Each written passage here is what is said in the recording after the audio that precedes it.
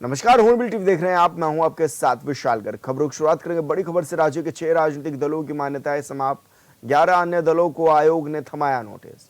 9 अगस्त को निर्वाचन आयोग ने आदेश किया था जारी। इन दलों ने 6 सालों से नहीं लड़ा कोई भी चुनाव। भौतिक सत्यापन में कार्यालयों का पता भी नहीं पाया गया है। तो ये बड़ी खबर आप तक पहुंचा रहे हैं, जहां पर 11 दलों को नोटिस थमाया गया है निर्वाचन आयोग की ओर से। 9 अगस्त को निर्वाचन आयोग ने ये आदेश थमाए थे और इन 6 सालों में कोई भी चुनाव नहीं लड़ा गया इन राजनीतिक दलों के द्वारा, जिसके बाद ये नोटिस थमाए गए हैं। भौतिक सत्यापन में कार्यालयों का पता भी नहीं पाया गया है और 6 राजनीतिक दलों की मान्यता समाप्त कर दी गई है। तो बड़ी खबर आप तक पहुंचा रहे हैं, जहां पर ये बड़ी कार्रवाई निर्वाचन आयोग की ओर से की गई है।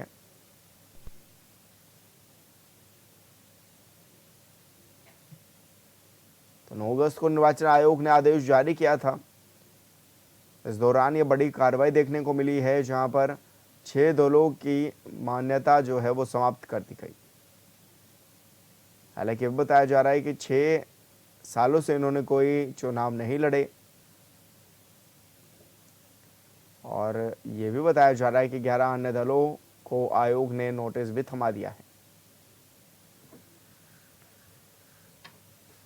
और संवाददाता अमित रतूड़ी हमारे साथ फोन लाइन पर जुट गए हैं। अमित, क्या कुछ जानकारी मिल रही है, किस तरह की कार्रवाई आयोग की ओर से की गई है? देखिए विशाल, आपको बताऊं तो अगर हम बात करें तो भारत निर्वाचन आयोग ने समस्त राज्यों के राज्य निर्वाचन आयोग को एक पत्र लिखा था पूर्व में, जिसके तहत ये कहा गया था कि आपके राज्य में कितने ऐसे राजनीतिक दल हैं जो गैर हैं या फिर जो मान्यता प्राप्त हैं, लेकिन उन्होंने बीते कुछ सालों में राजनीतिक जो चुनाव होते हैं उनमें भागीदारी नहीं की। तो हम बात करें उत्तराखंड की, तो उत्तराखंड राज्य निर्वाचन आयोग ने एक 6 लोगों की सूची तैयार की थी। उन 6 जो राजनीतिक दल थे उनको पूर्व में नोटिस दिया गया था कि आप अपना जवाब दें, लेकिन उनके जवाबों से संतुष्ट नहीं पाएगी राज्य निर्वाचन आयोग, जिसके तहत उन जो 6 राजनीतिक दल थे उनकी सदस्यता को जो है रद्द कर दिया गया, उनको डीलिस्टेड कर दिया गया है।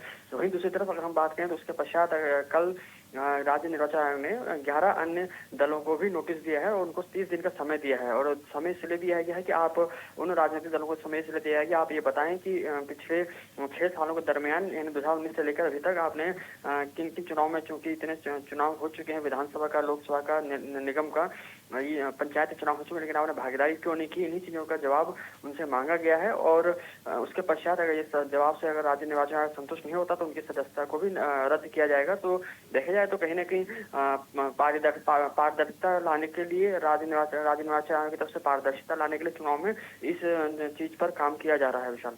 लेकिन अमित, जिन पर यह कार्रवाई की गई है, कौन कौन से दल हैं जिन पर यह बड़ी कार्रवाई हुई है आयोग की ओर से? देखिए, अगर हम चाहे हम नोटिस की बात करें या फिर जिन पर कार्रवाई हुई, उसमें कई ऐसे दल हैं, चाहे हिमंत राजनीतिक तंत्र की पार्टी की बात करें हम या प्रजातंत्र पार्टी की बात करें हम, ऐसे कई सारे ऐसे राजनीतिक दल हैं जो सिर्फ जिन्होंने राज्य निर्वाचन आयोग में कुछ ने अपनी रजिस्ट्रेशन करवाया था, लेकिन कुछ ने रजिस्ट्रेशन नहीं करवा रखा है। ऐसे में इन दलों को जो है निर्वाचन आयोग की तरफ से नोटिस दे दिया गया है। जो 6 दल थे जिनको डीलिस्टेड किया गया, उनको भी पूर्व में समय दिया गया था, लेकिन अब उनका जवाब से राज्य निर्वाचन आयोग संतुष्ट नहीं हुआ, ऐसे में उनको डीलिस्टेड किया गया है। जो अन्य जो 11 राजनीतिक दल जिनको नोटिस थमाया गया, उनको 30 दिन का समय दिया गया है और उसके पश्चात उनके नोटिस से संतुष्ट न होने के पश्चात उनको भी डीलिस्टेड करने की कार्रवाई की जाएगी। तो कहीं ना कहीं चुनाव में पारदर्शिता लाने के लिए और ये देखने के लिए कि क्या राजनीतिक दल सिर्फ चुनाव के वक्त सिर्फ लोगों से चंदा लेने तक ही सीमित है या फिर क्या वो चुनाव वाकई में चुनाव लड़ते हैं, क्योंकि इन्हीं चीजों को पारदर्शिता लाने के लिए राज्य निर्वाचन आयोग की तरफ से ये संपूर्ण कार्रवाई की गई है विशाल। अमित, क्या इन दलों की ओर से भी कोई बात कही गई है, कुछ बातचीत हो पाई हो इन दलों के नेताओं से? इनको इसीलिए नोटिस दिया गया है और इसीलिए इन पर कार्रवाई की गई क्योंकि इन दलों के ना तो भौतिक सत्यापन किया गया है, ना ही इन दलों को आम जनता जानती है, ना ही जो राजनीतिक जो राष्ट्रीय जो दल हैं, राष्ट्रीय पार्टी है, वो ना इनको जानते हैं।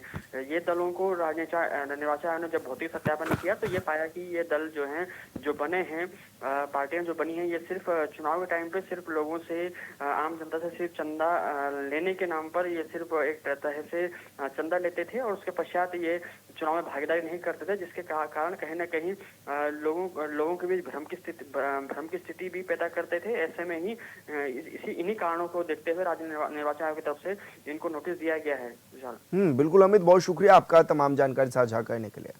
खबरों में आगे बढ़ेंगे। चंपावत के तल्ला देश क्षेत्र के बकोड़ा में बीते मंगलवार एक बीमार महिला को युवाओं ने 15 किलोमीटर तक डोली के सहारे कंधे में ढोकर सड़क तक पहुंचाया है, जहां से बीमार महिला को 35 किलोमीटर दूर चंपावत के एक निजी अस्पताल में लाया गया। वहीं सड़क न होने का खामियाजा बकोड़ा के लोग रोज झेलते हैं, पर सूद लेने वाला कोई नहीं है। ग्रामीणों के मुताबिक 12 साल पहले सड़क मंजूर होने के बाद भी मंच से भकोड़ा तक की ये रोड का काम आज तक शुरू नहीं हो सका है। ग्राम पंचायत में उष्टा बकोड़ा की रोड विहीन समस्या। तो डोली के सहारे किस तरह से लोग मरीज को ले जा रहे हैं, तस्वीरों के माध्यम से भी आप देख सकते हैं। बड़ी कठिनाइयां इन लोगों के सामने होती हैं क्योंकि अभी तक रोड नहीं बन सका है। हालांकि लंबे समय से ये बात बताई जा रही है कि रोड बने जा रहा है, लेकिन आज तक भी इस पर काम शुरू नहीं हुआ। और संवाददाता लक्ष्मण बिष्ट हमारे साथ फोन लाइन पर जुड़ गए हैं। लक्ष्मण, क्या कुछ जानकारी मिल रही है, किस तरह दिक्कतों का सामना स्थानीय लोगों को करना पड़ रहा है?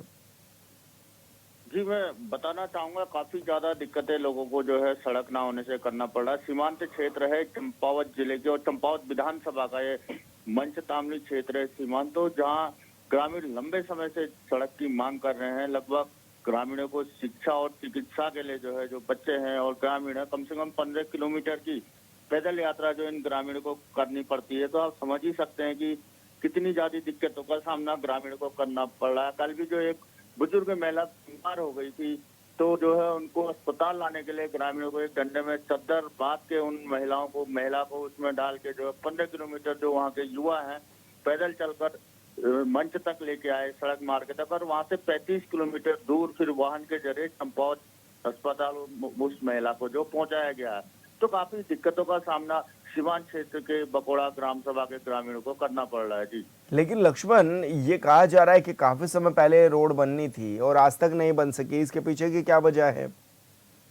जी, लगभग 2012 में जो ग्रामीणों का कहना है कि ये सड़क जो है स्वीकृत हो गई थी, लेकिन जो है उसमें जो है विभागीय अधिकारियों के द्वारा कहा जा रहा है कि वन विभाग की आपत्ति जो है लगी हुई है। काफी लंबा समय बीत गया, अभी तक अधिकारियों के मुताबिक वन विभाग की आपत्ति जो है दूर नहीं हो पाई है। तो ग्रामीणों को जो काफी दिक्कत जो है इस समय में करनी पड़ रही है। तो जब भी कोई, जैसे वहाँ के बच्चे हैं, कक्षा 8 तक जो गांव में जो है विद्यालय है, और 8 के बाद शिक्षा ग्रहण करने के लिए उन बच्चों को 15 किलोमीटर दूर रोज पैदल चलकर मंच स्कूल जो है आना पड़ता है, जिसके लिए बच्चों को सवेरे 4 बजे 5 बजे उठकर जो अपनी पैदल यात्रा करनी पड़ती है। तो काफी दिक्कतें जो है उन ग्रामीणों का यही कहना है कि देश को आजाद हुए आज 75 साल से भी अधिक समय बीत गया, लेकिन इधर मंच के बकोड़ा गांव के लोगों को जो है अभी तक सड़क सुविधा नहीं मिली, जबकि ये खुद मुख्यमंत्री का विधानसभा क्षेत्र है, मुख्यमंत्री यहीं के जो विधायक है। अब ग्रामीण अपने विधायक मुख्यमंत्री पुष्कर सिंह धामी से जो है गुहार लगा रहे हैं कि कृपया हमको जो है सड़क दीजिए करके। जी, बिल्कुल लक्ष्मण, बहुत शुक्रिया आपका तमाम जानकारी साझा करने के लिए। बद्रीनाथ धाम में बद्री संयुक्त संघर्ष समिति के तत्वाधान में पिछले 9 दिनों से चल रहे प्राधिकरण के खिलाफ स्थानीय लोगों ने जन आंदोलन को लेकर अच्छी खबर अब सामने आने लगी है। दरअसल जिलाधिकारी चमोली संदीप तिवारी की सकारात्मक बातचीत में डीएम चमोली ने कहा है कि जन भावनाओं का सम्मान होगा। मंगलवार को वर्चुअल माध्यम से बद्रीनाथ धाम के स्थानीय लोगों, पंडा पुरोहितों, समाज और होटल एसोसिएशन के पदाधिकारियों के साथ बैठक आयोजित की गई। इस दौरान सभी पक्षों ने अपने अपने सुझाव और समस्याएं विस्तार से रखते हुए निस्तारण की भी मांग की, जिस पर जिलाधिकारी ने समस्याओं का निस्तारण जन भावनाओं के अनुरूप करने की बात भी कही है।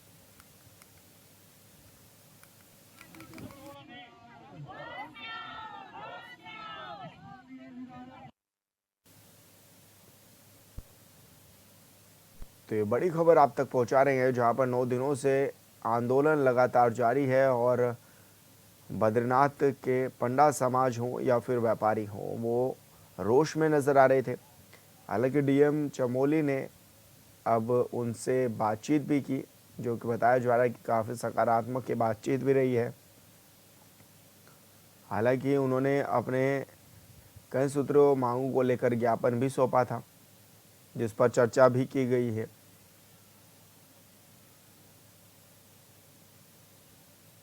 नैनीताल में पिछले कुछ सालों से नैनी झील का गिरता जलस्तर चिंता का कारण बना हुआ है। इस बार मानसून की बारिश ने नैनी झील को लबालब भर दिया है। एक और जहां पहाड़ों में हो रही बारिश लोगों के लिए आफत बन रही है, वहीं नैनी झील के लिए यह बारिश वरदान साबित हो रही है।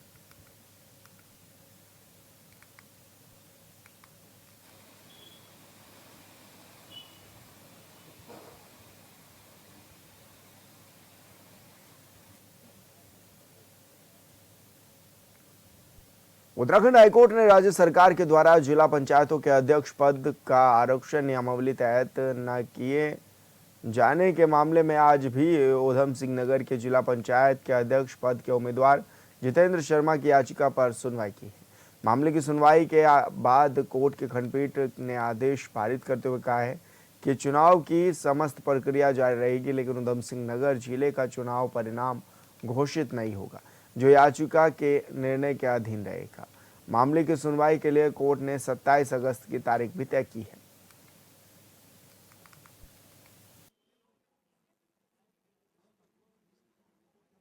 एक जितेंद्र शर्मा नाम के व्यक्ति ने एक रिट याचिका आयोजित की थी।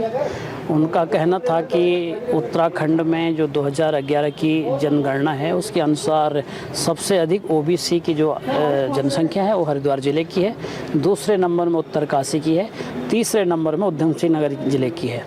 और अगर जो शासनादेश है और जो नियमावली है उसके अनुसार आरक्षण का निर्धारण होता है तो ओबीसी की जो पॉपुलेशन है, जो जनसंख्या है, उसके अनुसार जो सीट है जिला पंचायत अध्यक्ष की वो हरिद्वार जिले को और उत्तरकाशी जिले को जाएगी। जबकि इस आरक्षण में जो अंतिम आरक्षण का निर्धारण हुआ है, ऊधम सिंह नगर जिले के जिला पंचायत अध्यक्ष की सीट ओबीसी को दे दी है, जो कि नियम के अनुसार नहीं है। इस प्रकरण में कल भी सुनवाई हुई थी और आज भी सुनवाई हुई। माननीय न्यायालय ने निर्वाचन पर किसी भी तरह के हस्तक्षेप से फिलहाल इनकार किया है, लेकिन ये कहा है कि इसमें अगली सुनवाई 27 तारीख को होगी और चुनाव का जो परिणाम होगा वो रिट याचिका के अधीन रहेगा। खबरों में आगे बढ़ेंगे। स्वदेशी जागरण मंच ने विदेशी कंपनियों के खिलाफ जोरदार प्रदर्शन कर उनका पुतला फूंका है। मंच के कार्यकर्ताओं ने स्वदेशी अपनाओ देश बचाओ के नारे भी लगाए। प्रदर्शन के दौरान लोगों को स्वदेशी वस्तुओं के उपयोग का संदेश भी दिया गया।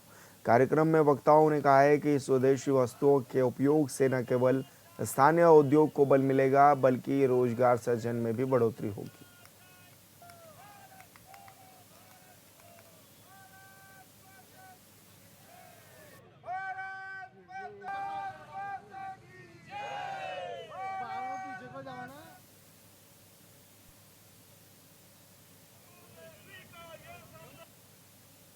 उत्तराखंड में पहली बार विश्व प्रसिद्ध फूल बंगला दर्शन इस्कॉन देहरादून में आयोजित किया गया। मंदिर के अध्यक्ष माधव दास ने प्रेस वार्ता के दौरान जानकारी भी साझा की है। उन्होंने बताया कि भगवान श्री कृष्ण के प्राकट्य दिवस के अवसर पर मंदिर एक पुष्प महल में बदल जाएगा, जहां श्री विग्रह चांदी के सिंहासन पर विराजमान होकर हजारों किलो फूलों के बीच अपने भक्तों को दर्शन देंगे। इसके साथ ही भक्ति मेला का भी आयोजन होगा, जिसमें विभिन्न स्टॉल, प्रदर्शनी और कार्यशालाएं भी लगाई जाएंगी।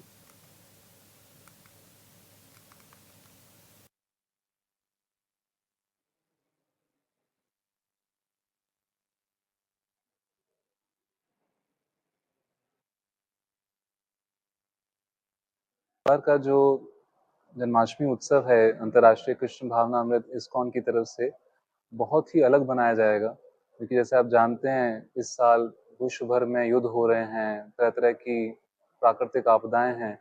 तो इस बार का जो जन्माष्टमी उत्सव होगा उसमें हम सुबह 5 बजे से लेकर रात के 12 बजे तक करीब 3000 लोग हरे कृष्णा का जो महामंत्र है, हरे कृष्णा कृष्ण कृष्ण हरे हरे, हरे राम राम राम हरे हरे, इस मंत्र का उच्चारण करेंगे विश्व शांति के लिए।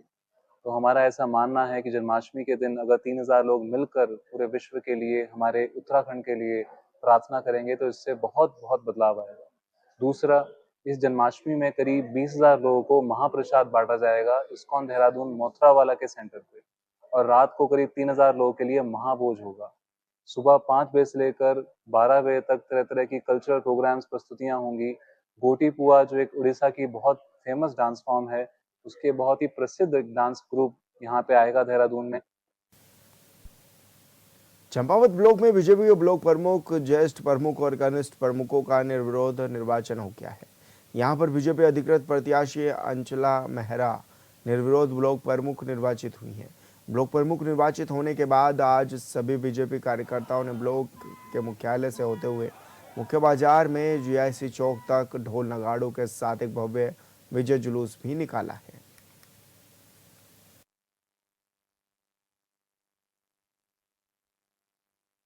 बहुत बहुत धन्यवाद। निर्विरोध बीडीसी मेंबर अपने क्षेत्र की समस्त देवतुल्य जनता का, मैं चौकी फुंगर माफी की समस्त जनता का बहुत बहुत धन्यवाद करती हूं कि उन्होंने मुझे अपने क्षेत्र से निर्विरोध बीडीसी मेंबर के रूप में चुना। और वहीं से जब मैं वहां से निर्वाचित हुई निर्विरोध, तो पहले से था कि मतलब समाज सेवा करनी है, इस क्षेत्र में आना है, बट वहाँ से एक मुझे दिशा मिल गई थी जब मैं निर्विरोध चुनी गई अपने क्षेत्र से। और जैसा कि आपको पता है, अभी 50% का आरक्षण महिलाओं को दिया गया है पंचायती चुनाव में, उस पर भी जो हमारी ब्लॉक की सीट थी ये महिला आरक्षित थी। तो वहाँ से हमने जो है अपना, मैंने बीडीसी जो मेंबर थे उनसे संपर्क करना शुरू किया, मेल मिलाप शुरू किया, और उनका एक मुझे अच्छा समर्थन प्राप्त हुआ। और उसी के आधार पे जो उनका मुझे समर्थन सहयोग प्राप्त हुआ, उसके आधार पे मैंने भारतीय जनता पार्टी के शीर्ष नेतृत्व से मुझे एक मौका देने की अपील की वहाँ, और हमारे माननीय मुख्यमंत्री जी द्वारा मुझ पर विश्वास जताया गया और मुझे पार्टी से अधिकृत किया गया। इसके लिए मैं उनका बहुत बहुत धन्यवाद करती हूँ और उन्हें विश्वास दिलाती हूँ कि मैं संगठन को हमेशा मजबूत करने का कार्य करूँगी और भारतीय जनता पार्टी को मजबूत करने का कार्य करूँगी। बाजपुर नगर और आसपास के ग्रामीण इलाकों में आवारा कुत्तों का आतंक दिन पर दिन बढ़ता जा रहा है। हालत ये है कि मोहल्ला पहाड़ी कॉलोनी में एक खतरनाक कुत्ता पिछले 5 दिनों में 7 लोगों पर हमला कर चुका है। लोग अब घर से बाहर निकलने में भी डरने लगे हैं। इधर सरकारी अस्पताल और आवासीय कॉलोनी में भी आवारा कुत्तों के झुंड दिन रात घूमते रहते हैं।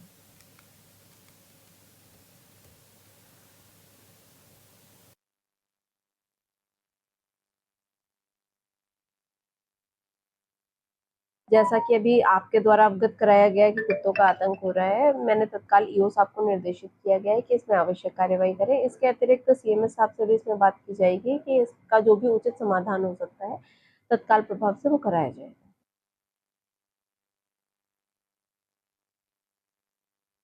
बाजपुर में ब्लॉक प्रमुख चुनाव से पहले सियासत में आग भड़क उठी है।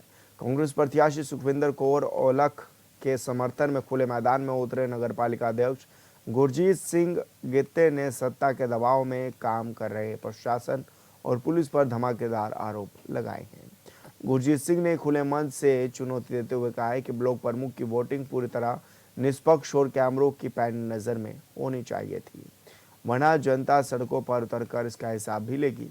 उन्होंने आरोप लगाया है कि कुछ कोतवाल बीडीसी प्रत्याशियों के घर जाकर उन्हें डराने धमकाने का खेल कर रहे हैं ताकि किसी खास उम्मीदवार के पक्ष में वोट डलाया जा सके।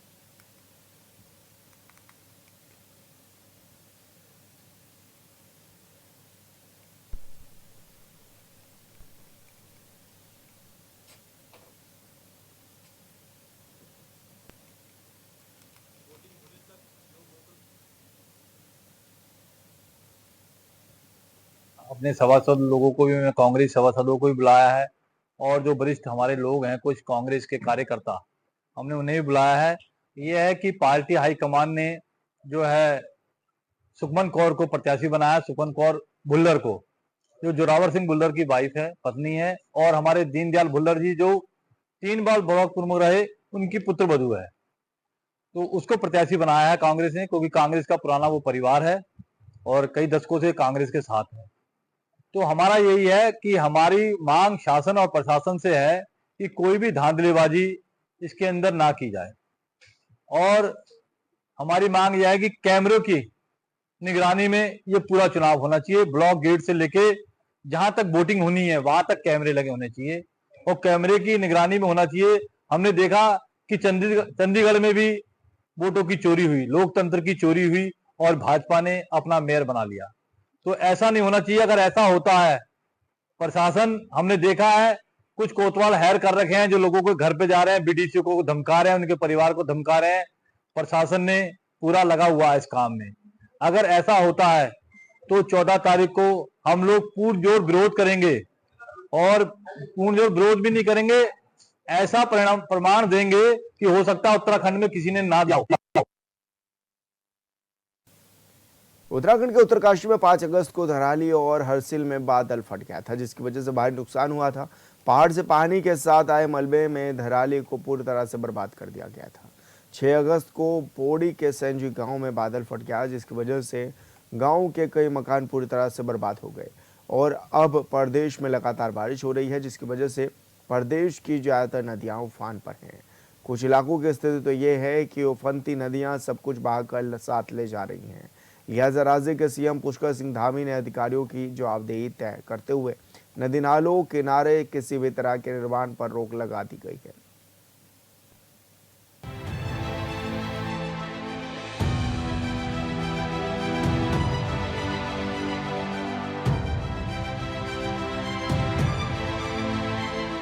उत्तराखंड के सीएम पुष्कर सिंह धामी ने उच्च स्तरीय बैठक के दौरान राज्य में आपदा प्रबंधन और सुरक्षा को लेकर अधिकारियों को निर्देश दिए।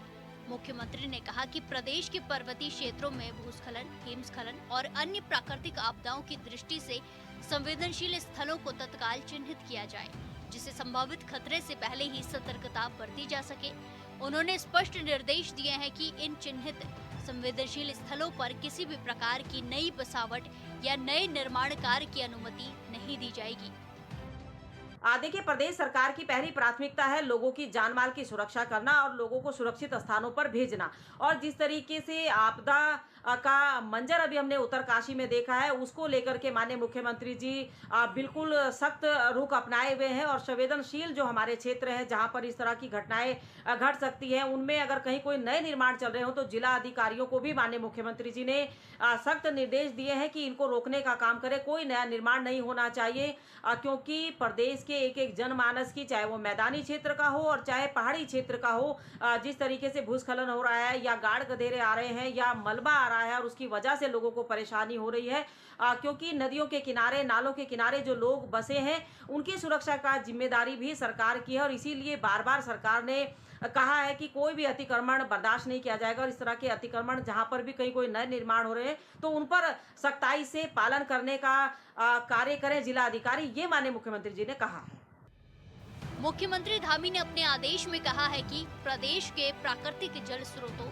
नदियों और नालों के किनारों पर किसी भी प्रकार का सरकारी या निजी निर्माण कार्य प्रतिबंधित कीजिए। साथ ही उन्होंने अधिकारियों को निर्देशित किया है कि इन निर्देशों का उल्लंघन करने वालों के विरुद्ध सख्त कार्रवाई की जाए। ऐसा इसीलिए जरूरी भी है क्योंकि लगातार हो रही बारिश की वजह से नदी किनारे बसे लोगों पर खतरा मंडरा रहा है। उत्तरकाशी के धराली में आपदा ने जो तबाही मचाई है, पूरा देश जानता है कि उसमें जान माल का बड़ा नुकसान हुआ है। लोगों के घर, होटल, रिजॉर्ट, ऑफिस सब जो है आपदा में तबाह हो गए हैं। 2013 में भी इस प्रदेश के अंदर आपदा आई थी। तत्कालीन केंद्र सरकार ने आपदा के लिए कुछ नियम बनाए थे उस समय, और केदार घाटी में तो हरीश रावत सरकार ने लोगों को ये छूट दी थी कि वो स्वयं मूल्यांकन के आधार पर अपने नुकसान का आकलन करें और उस आधार पर जो है सरकार ने उनको मुआवजा दिया था। तो धराली की आपदा को अलग क्यों आंका जा रहा है? धराली की आपदा में भी मुआवजे का भुगतान 2013 की आपदा के तर्ज पर होना चाहिए। केंद्र सरकार ने जब नियम बना दिया कि अगर किसी का घर बहा है, बर्बाद हुआ है, तो 7 लाख रुपए मुआवजा कम से कम होना चाहिए। अब प्रदेश सरकार 5 लाख रुपए मुआवजा दे रही है, वो किस आधार पे दे रही है? हिमाचल में भी इस समय आपदा आई हुई है, वहाँ भी केंद्र सरकार के नियमों के आधार पर मुआवजा दिया जा रहा है। आपदा में मुआवजे पर भेदभाव नहीं होना चाहिए और सरकार को समानता के आधार पर मुआवजा देना चाहिए। वैसे भी धराली के लोग अपने लिए राहत राशि की जगह पुनर्वास की मांग कर रहे हैं, क्योंकि वहाँ पर अब दोबारा से अगर लोग अपने होटल बनाएंगे, रिजॉर्ट बनाएंगे या बसावट बनाएंगे तो खतरे से खाली नहीं है। सरकार को उचित जगह देकर लोगों को जो है वहाँ पर बसाना चाहिए, उनको मकान की जगह मकान, होटल की जगह होटल बनाकर देने चाहिए। देखते हैं प्रदेश सरकार इस पर विचार करती है या नहीं करती। देवभूमि के मुखिया ने बैठक में चेतावनी दी है कि इन निर्देशों का उल्लंघन करने वाले अधिकारियों के विरुद्ध सख्त अनुशासनात्मक कार्रवाई की जाएगी। मुख्यमंत्री ने कहा कि आपदा से बचाव के लिए रोकथाम के उपायों को प्राथमिकता दी जाए और संवेदनशील क्षेत्रों में जनहित को ध्यान में रखते हुए ठोस एवं प्रभावी कदम उठाए जाए। यानी सीएम ने अधिकारियों की जवाबदेही भी तय कर दी है। और इन सब के बीच ये भी सच है कि कई इलाकों में नदियों किनारे भारी अतिक्रमण है। सोमवार को रिस्पना और बिंदाल नदी में उफान आने की वजह से कई इलाकों में पानी सड़कों पर आ गया था। दीपनगर के एक इलाके में तो रिस्पना किनारे कुछ मकानों को नुकसान भी पहुंचा है, क्योंकि नदी उफान पर है। देहरादून की बात करें तो यहाँ रिस्पना और बिंदाल किनारे कई अवैध बस्तियां बसी हैं, जो नदियों के फ्लड जोन में है। ऐसा पहले शायद नहीं हुआ है, लेकिन अगर इन नदियों में बाढ़ आई तो भारी नुकसान तय है। Bureau report, hornbill TV. और फिलहाल इस बुलेटिन में इतना ही। आप देखते रहिए हॉर्नबिल टीवी। नमस्कार।